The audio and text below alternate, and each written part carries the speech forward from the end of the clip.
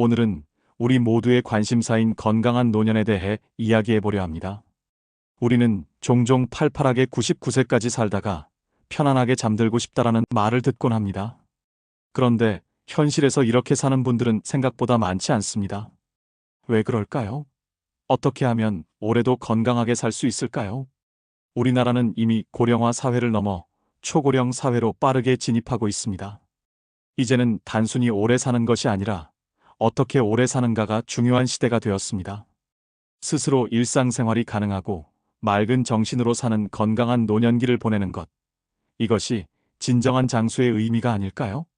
오늘 저는 일본의 저명한 노인 정신의학 전문가인 와다 히데키 선생님의 70세가 노화의 갈림길이라는 책에서 배울 수 있는 지혜를 나누고자 합니다.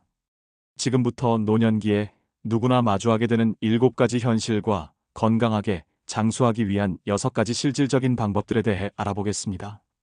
70대에 직면하게 되는 7가지 현실. 첫 번째, 식습관의 변화가 노화 속도를 좌우합니다. 많은 분들이 나이가 들면 고기를 줄이고 채소 위주로 먹어야 한다고 생각하십니다. 하지만 와다 히데키 선생님의 연구에 따르면 이것은 오히려 노화를 촉진할 수 있습니다. 노년기에 접어들면 우리 몸에서는 중요한 변화가 일어납니다. 바로 세로토닌이라는 행복 호르몬의 감소입니다. 세로토닌이 부족해지면 의욕이 저하되고 삶의 즐거움이 감소하며 우울감이 증가합니다. 이는 단순한 감정 문제가 아니라 뇌 기능과 신체 활동에 직접적인 영향을 미칩니다. 놀랍게도 세로토닌 생성의 가장 중요한 영양소는 고기의 풍부한 트립토판이라는 아미노산입니다. 70대 이상 어르신들 중 약 20%가 단백질 결핍 상태라는 조사 결과도 있습니다. 특히 동양인은 서양인에 비해 육류 섭취량이 현저히 적은데 이것이 노년기 활력 저하의 한 원인이 될 수 있습니다. 또한 고기에 함유된 콜레스테롤은 남성 호르몬의 원료가 됩니다. 테스토스테론과 같은 남성 호르몬은 성기능뿐 아니라 집중력, 의욕, 근육량 유지에도 중요한 역할을 합니다. 지나친 콜레스테롤 제한은 오히려 이러한 호르몬의 균형을 깨뜨려 활력을 떨어뜨릴 수 있습니다. 물론 모든 분이 고기를 많이 드셔야 한다는 말씀은 아닙니다. 소화 기능이나 개인적 선호도에 따라 달라질 수 있습니다. 다만 건강을 위해 육류를 의도적으로 제한하시는 분들은 그 결정을 다시 한번 고려해 보시길 권합니다. 두 번째, 누워만 있는 생활이 건강 격차를 만듭니다. 같은 80대라도 어떤 분은 매일 산책을 하고 활발하게 활동하는 반면 또 어떤 분은 거의 침대에서만 생활하는 모습을 볼 수 있습니다. 이러한 건강 격차는 나이가 들수록 더욱 커집니다. 와다 히데키 선생님은 젊었을 때와 노년기의 큰 차이점을 설명합니다. 젊은 사람은 10일 정도 병실에 누워 있다가 퇴원해도 바로 일상생활로 돌아갈 수 있지만 고령자는 그렇지 못합니다. 단 10일의 침상 생활만으로도 운동 기능이 급격히 저하되고 뇌 기능도 쇠약해질 수 있습니다. 특히 70대는 이러한 변화가 극명하게 나타나는 시기입니다. 40, 50대가 활동 없이 지낸다고 해도 큰 영향이 없지만 70대에 같은 생활을 하면 신체 기능과 뇌 기능이 급속도로 저하됩니다. 이것이 바로 와다 선생님이 70대를 노화의 갈림길이라고 부르는 이유입니다. 우리 몸과 뇌는 사용하지 않으면 퇴화한다는 원칙을 따릅니다. 특히 이 원칙은 나이가 들수록 더욱 강력하게 적용됩니다. 몸을 움직이고 뇌를 사용하는 습관을 유지하는 것이 건강 장수의 비결인 이유가 여기에 있습니다. 세 번째, 의사의 말을 무조건 따르는 것이 위험할 수 있습니다. 의사의 지시를 그대로 따르면 건강하게 장수할 수 있다는 생각은 특히 70대 이후에는 제거할 필요가 있습니다. 와다 선생님은 중요한 사실을 지적합니다. 의사는 장수 전문가가 아니라 특정 장기나 질환의 전문가라는 점입니다. 호흡기 내과 의사는 폐 건강에, 순환기 내과 의사는 심장 건강에 초점을 맞춥니다. 이들이 처방하는 치료와 약물은 해당 장기나 질환에는 도움이 될지 모르지만 전체적인 신체 시스템과 삶의 질에는 오히려 부정적 영향을 미칠 수 있습니다. 70대가 되면 신체의 모든 장기 활동력이 자연스럽게 떨어집니다. 특정 장기만 집중적으로 치료하면 다른 장기에 부담이 가중될 수 있으며 결과적으로 몸 전체에 손상을 입힐 가능성이 있습니다. 특히 와다 선생님이 강조하는 것은 꼭 필요하다고 단언할 수 없는 수술이나 치료는 신중히 생각해야 한다는 점입니다. 의사가 권하는 대로 무조건 따랐다가 생활의 질이 떨어지거나 최악의 경우 수명이 단축되는 사례도 있습니다. 이는 의학적 조언을 무시하라는 뜻이 아니라 보다 총체적인 관점에서 자신의 건강과 삶의 질을 고려해야 한다는 의미입니다. 의사의 전문성을 존중하되 이 치료나 약이 내 전반적인 건강과 삶의 질에 어떤 영향을 미칠까? 라는 질문을 항상 던져볼 필요가 있습니다. 네 번째, 가족 간병의 함정에 빠지지 마세요. 70대에 직면하는 또 다른 현실은 가족 간병의 문제입니다. 70대가 배우자를 간병하는 경우도 있고 70대 자녀가 90대 부모를 간병하는 경우도 점점 늘고 있습니다. 은퇴 후 특별한 취미나 활동이 없는 분들은 간병을 삶의 보람으로 여기는 경향이 있습니다. 시간적 여유가 있기 때문에 간병에 헌신하며 상대방에게 도움이 된다는 만족감을 얻기도 합니다. 그러나 와다 선생님은 이러한 간병에 지나치게 몰입하는 방식이 자신의 노후를 망칠 가능성이 높다고 경고합니다. 간병은 언제 끝날지 모르는 경우가 대부분이며 이 기간 동안 간병인은 자신의 사회적 관계와 취미 활동을 포기하게 됩니다. 특히 70대는 체력적으로도 젊었을 때보다 떨어지기 때문에 간병에 몰두할수록 자신의 신체적, 정신적 건강을 해칠 위험이 높아집니다. 더구나 간병이 끝난 후, 즉 간병받던 가족이 사망한 이후에는 간병인이 갑자기 쇠약해지는 경우가 많습니다. 물론 가족을 돌보는 것은 중요한 가치입니다. 하지만 와다 선생님이 권하는 방법은 간병보험 제도를 적극 활용하고 필요하다면 요양시설의 도움을 받는 것입니다. 이는 간병받는 사람과 간병하는 사람 모두를 위한 선택일 수 있습니다. 다섯 번째, 70대에 익힌 습관이 이후의 삶을 결정합니다. 70대의 습관 형성이 중요한 이유는 많은 사람들이 이 시기에 일을 그만두기 때문입니다. 현역으로 일할 때는 자연스럽게 활동하는 루틴이 있지만 은퇴 후에는 의도적으로 몸을 움직이고 뇌를 사용하는 습관을 만들어야 합니다. 와다 선생님이 발견한 흥미로운 사실은 70대에 형성한 습관이 80대, 90대까지 이어진다는 점입니다. 예를 들어 70대에 산책 습관을 들인 사람은 80대가 되어도 그 습관을 유지하려고 합니다. 70대에 수영이나 등산을 즐기던 사람은 체력이 허락하는 한 계속하려는 경향이 있습니다. 이는 운동뿐만 아니라 독서, 음악 감상, 그림 그리기 같은 취미 활동에도 적용됩니다. 70대에 형성한 습관은 노년기 전체의 삶의 질을 좌우하는 강력한 요소가 됩니다. 따라서 은퇴 후 이제 아무것도 안 하고 쉬어야지라는 생각보다는 지금이야말로 평생 하고 싶었던 활동을 시작할 기회라고 여기는 것이 건강한 노후를 위한 현명한 선택입니다. 여섯 번째, 70대는 늙음과 싸울 수 있는 마지막 기회입니다. 와다 선생님은 노화의 과정을 두 시기로 구분합니다. 70대의 늙음과 싸우는 시기와 80대 이후에 늙음을 받아들이는 시기입니다. 70대 초반까지는 치매에 걸리거나 중증 질환자가 되는 비율이 10% 미만입니다. 대부분의 사람들은 적절한 노력을 통해 활기찬 생활을 유지할 수 있습니다. 따라서 70대는 건강한 80대, 90대로 이어가기 위한 중요한 준비 기간입니다. 그러나 어떤 노력을 해도 80대 이후에는 대부분의 사람들이 신체적 노화를 경험하게 됩니다. 이 시기에는 늙음을 자연스럽게 받아들이는 자세가 필요합니다. 늙음을 계속 부정하면 남은 삶이 좌절감으로 가득 찰 수 있습니다. 특히 85세를 넘어가면 대부분 타인의 도움이 필요한 시기가 옵니다. 이때는 자신의 한계를 인정하고 도움을 받아들이는 겸손한 자세가 필요합니다. 이것은 실패가 아니라 자연의 순리를 받아들이는 지혜입니다. 와다 선생님은 80세 이후에 늙은 모습을 보고 실망하거나 혐오할 필요는 없다고 강조합니다. 오히려 건강하게 천수를 누릴 수 있음에 감사하는 마음을 가질 때 노년의 삶이 더욱 풍요로워집니다. 일곱 번째, 심각한 질병과 부상이 노화를 가속화합니다. 70대에 직면하는 마지막 현실은 질병과 부상의 위험입니다. 이 시기에는 암이나 뇌졸중 같은 중대한 질환의 발병률이 높아지고 넘어짐으로 인한 골절 같은 부상의 위험도 증가합니다.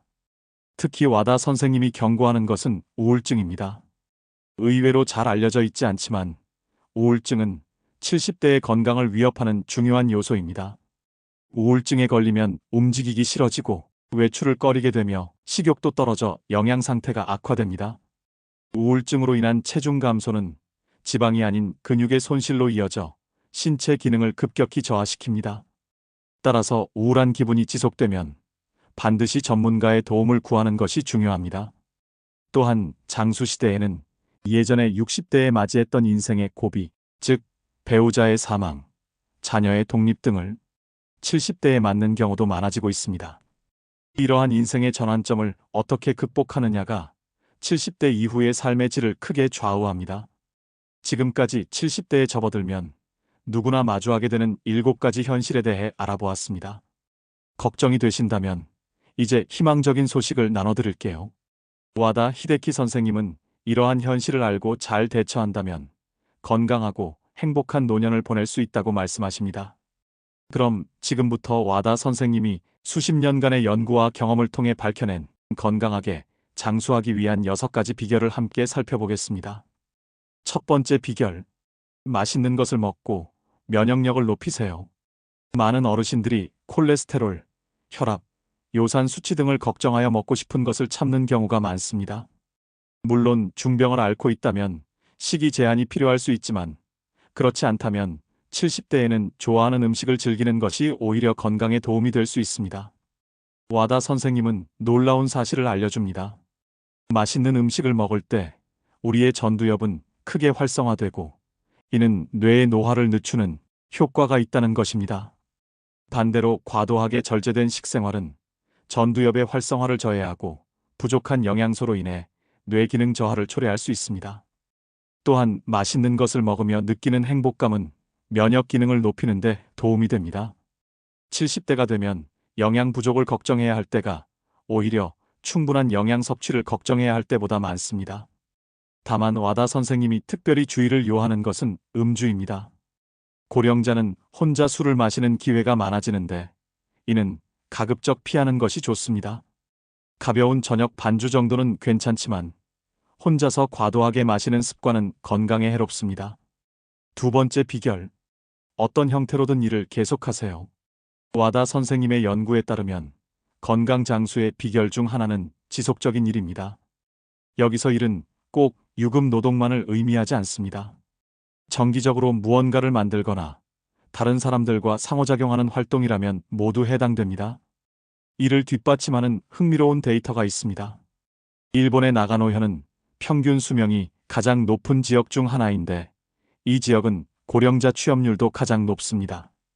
반면 장수 지역으로 알려진 오키나와는 여성의 평균 수명은 높지만 남성의 경우는 전국 평균보다 낮습니다. 이 차이의 주요 원인 중 하나가 바로 남성 노인의 낮은 취업률입니다. 은퇴 후 아무것도 하지 않고 집에만 있으면 운동 기능은 약 1달 만에 상당 부분 저하됩니다. 뇌 기능도 마찬가지입니다. 일하는 동안에는 매일 다양한 상황에 대처하고 다른 사람들과 소통하며 두뇌를 사용하지만 이러한 자극이 없어지면 전두엽이 노화가 가속화됩니다. 그렇다고 젊었을 때처럼 무리하게 일할 필요는 없습니다. 70대 이후의 일은 돈이나 효율만을 추구하기보다는 자신의 경험과 지식을 살려 사회에 기여하는 방식이 이상적입니다. 봉사활동, 멘토링, 손주 돌보기, 취미를 통한 작품 활동 등도 모두 가치 있는 일이 될 수 있습니다. 세 번째 비결, 햇빛 쬐는 습관을 들이세요. 단순하지만 강력한 노화 방지법 중 하나는 정기적으로 햇빛을 쬐는 것입니다. 앞서 언급한 세로토닌은 빛을 받으면 다량 생성됩니다. 방 안에만 있으면 기분이 가라앉지만 밖에 나가 햇볕을 받으면 기분이 밝아지는 이유가 바로 이 때문입니다. 더 놀라운 사실은 세로토닌이 밤에는 멜라토닌이라는 수면의 질을 높이는 호르몬으로 전환된다는 점입니다. 고령자가 흔히 겪는 불면증과 얕은 수면 문제는 멜라토닌 부족과 관련이 있습니다. 와다 선생님의 조언은 간단합니다. 하루에 한 번은 밖에 나가 햇빛을 쬐는 습관을 들이라는 것입니다. 단순히 산책을 하거나 슈퍼마켓에 장을 보러 가는 것만으로도 충분합니다. 중요한 것은 하루 종일 실내에만 머물지 않는 것입니다. 네 번째 비결. 가벼운 운동을 습관화하세요. 70대 생활에서 또 하나 중요한 것은 운동 기능을 유지하는 것입니다. 와다 선생님은 70대 어르신들에게 너무 격렬한 운동보다는 가벼운 운동을 규칙적으로 하는 것이 더 효과적이라고 말합니다. 가끔 건강에 지나치게 신경 써서 하루 종일 헬스클럽에서 운동하거나 장거리 마라톤을 준비하는 분들이 있습니다. 그러나 70대에는 과도한 부하가 오히려 몸을 약화시킬 수 있으며 격렬한 운동은 신체를 산화시켜 노화를 가속화할 위험이 있습니다. 와다 선생님이 추천하는 가장 이상적인 운동은 산책입니다. 무리하지 않고 꾸준히 할 수 있는 운동이야말로 최고의 운동입니다. 또한 일상생활 속에서 의식적으로 움직이는 것도 중요합니다. 예를 들어 에스컬레이터 대신 가끔은 계단을 이용하는 것이 좋습니다. 특히 와다 선생님이 강조하는 것은 계단을 오르는 것보다 내려가는 연습을 하는 것입니다. 나이가 들면 계단을 내려가는 근육이 먼저 약해지기 때문에 안전하게 계단을 내려가는 연습은 노후 독립성 유지에 큰 도움이 됩니다. 수영장에서 걷기 운동도 관절에 부담을 주지 않으면서 효과적인 운동 방법입니다. 요점은 격렬하지 않더라도 규칙적으로 몸을 움직이는 습관을 만드는 것입니다. 다섯 번째 비결. 대화하고 의견을 나누세요. 와다 선생님은 고령자의 뇌 건강에 대한 흥미로운 발견을 공유합니다. 혼자서 책을 읽는 것보다 다른 사람과 대화를 나누는 것이 전두엽 활성화에 더 효과적이라는 것입니다. 지식을 입력하는 행위보다 자신의 생각을 출력하는 행위가 뇌의 노화를 더 효과적으로 방지합니다. 따라서 무언가를 배우고 싶다면 홀로 독학하기보다는 노인대학이나 문화센터 프로그램에 참여하여 사람들과 함께 배우고 토론하는 것이 좋습니다. 특히 70대 이상은 풍부한 인생 경험과 지식을 갖고 있으므로 이를 바탕으로 자신만의 의견을 형성하고 표현하는 것이 중요합니다. 직접 만나 대화하기 어렵다면 블로그나 SNS를 통해 자신의 생각을 공유하는 것도 좋은 방법입니다. 와다 선생님은 단순히 지식을 전달하는 사람보다 이야기를 재미있게 하는 사람이 되는 것이 전두엽 활성화에 더 효과적이라고 조언합니다. 이것은 창의성과 사회적 연결을 함께 자극하기 때문입니다. 여섯 번째 비결. 목적과 의미를 찾으세요. 와다 선생님이 마지막으로 강조하는 것은 노년기에도 삶의 목적과 의미를 유지하는 것의 중요성입니다. 단순히 시간을 보내는 것이 아니라 무언가를 위해 살아가는 것이 건강 장수의 비결입니다. 이는 반드시 거창한 것일 필요는 없습니다. 손주의 성장을 지켜보는 것, 정원을 가꾸는 것, 지역사회에 봉사하는 것, 오랫동안 하고 싶었던 취미를 발전시키는 것 등 개인에게 의미 있는 어떤 것이든 될 수 있습니다. 중요한 것은 아침에 일어날 이유가 있고 하루를 의미 있게 보낼 계획이 있는 것입니다. 이러한 목적 의식은 신체적 건강뿐만 아니라 정신적 건강에도 큰 영향을 미칩니다. 연구에 따르면 분명한 삶의 목적을 가진 노인들은 그렇지 않은 이들보다 사망률이 낮고 심혈관 질환이나 알츠하이머병 같은 질병의 발병률도 낮다고 합니다. 삶의 의미는 스트레스 호르몬을 감소시키고 면역 체계를 강화하는 효과가 있기 때문입니다. 와다 선생님은 특히 70대에 새로운 도전을 시작하는 것의 가치를 강조합니다.